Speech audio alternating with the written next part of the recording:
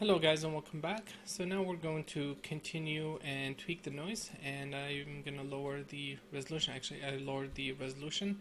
So let's dive inside the gas field VOP, and instead of this I'm going to create a turbulent, and I'm going to connect the position and use that instead. And let's make sure it's a 3D noise as well. And I think that's pretty much it. Let me make a floating tab of this, and let's lock it here so we can see it all the time. And let's preview this.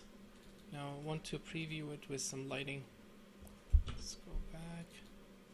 Okay, let's hit play. Okay, we're not getting a lot of details. And let's check this value. It's 25, so let's increase this to 30 just to see. Okay, now we're getting some details. The frequency was 5, but I actually like this a lot. I think it's very cool. So you know what? I'm gonna keep this, and this is part of what I'm gonna show you guys. I'm gonna keep this version. I'm gonna lower it to 4 times less than that. Okay, I'm gonna make a copy. And I'm gonna add another one. So we left that. I want to basically layer them up. That's the idea. I'm gonna restore this to 30, and let's increase the frequency so we get the finer details. And we'll tweak both of them. Okay, I think this guy's too much, so I'm gonna turn it off for now completely. Set it to 0. And let's focus on this only. Okay, I'm not seeing anything. Let's increase this to 600. Sorry, let me remove this because it can be generating a 0 value, which is a multiplier, so it negates everything else. Okay, and you know what? I'm not gonna multiply each one of them. I'm gonna add all the noise together and then multiply that with the gradient. Okay, so later we'll add actually we can add it now because it's even if it's a 0, it's not gonna affect the result. Cool. Okay, we're getting a lot of detail, and see now once it splits, it's gonna continue in these directions. There is nothing that will stop them. Let's set this to 10.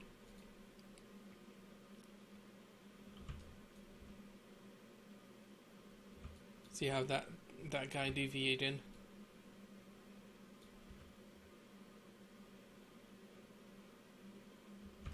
Cool. I like this.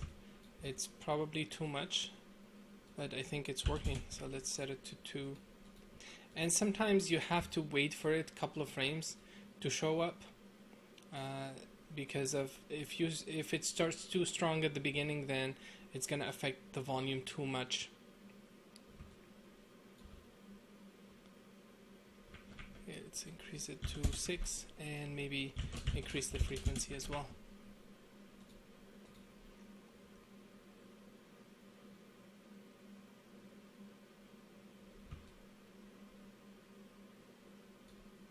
And we're getting a lot of behavior that are really hard to get if we were using any other techniques. So to get this result itself is really hard with any other method except this one. So we're getting a lot of stuff that that are hard to achieve, and then we just have to tweak this. Now what I'm going to do is I think the gradient force is not too strong. I want to increase that a little bit more. Yeah, I want to increase the gradient to get more push in, and I'm gonna tune these guys down back, and maybe this guy set it to 4 instead.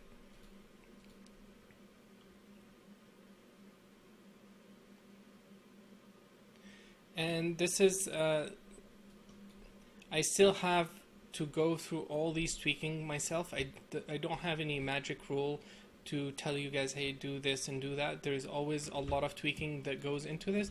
I wouldn't say a lot. It's generally a couple of hours and you have something that looks very, very interesting. Now let's let's increase this to 3.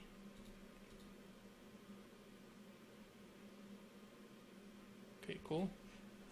I'm gonna add this guy back, set it to 2.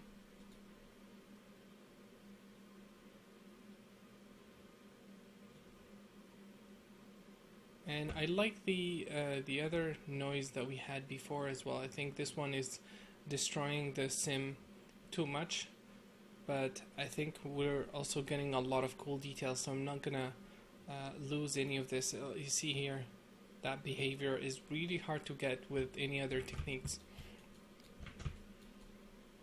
Now I think I'm going to reduce all this down because I think overall it's very strong. So I'm going to set it to 0.4.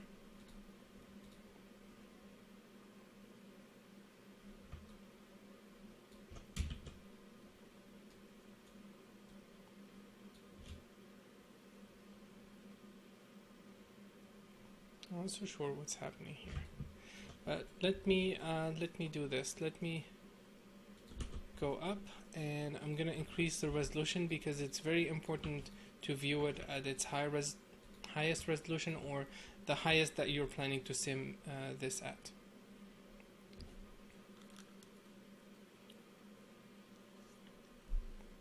And look at how fast it's going. Now this is a mid-res sim, but I'm simming this at a higher resolution real time. Well, not real time, but interactively. And the reason it's fast is because we don't have a lot of crazy computation happening. We just have this this cast field fob, and all the other guys are really fast to compute. They don't have any huge overhead or anything like that.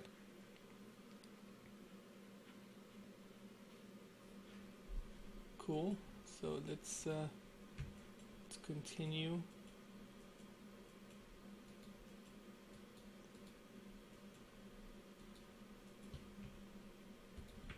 Cool. I think it's working. Yeah, we don't have a lot of fine details yet, but I think it's working. Yeah.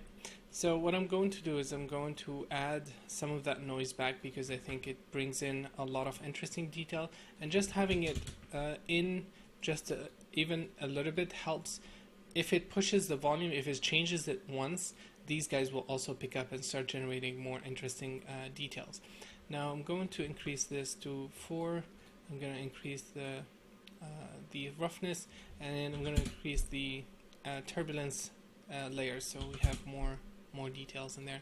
I'm going to increase this as well, and this will make them sharper as well. And based on these two values, what I'm going to do is I'm going to copy this and just going to do a blind test. So this is 10, this is 1. I'm going to choose in between, so 5, 5, 5. I'm going to set this to 1.5, and not 2.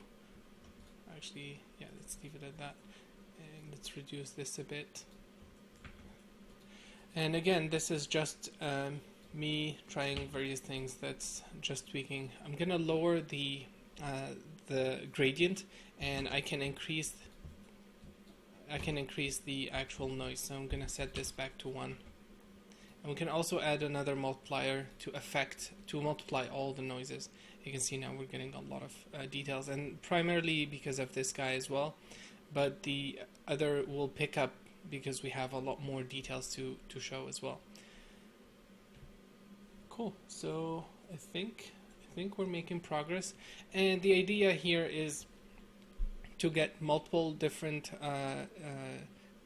noise layered up together, and each one of them has different frequencies, so you get a lot of variation.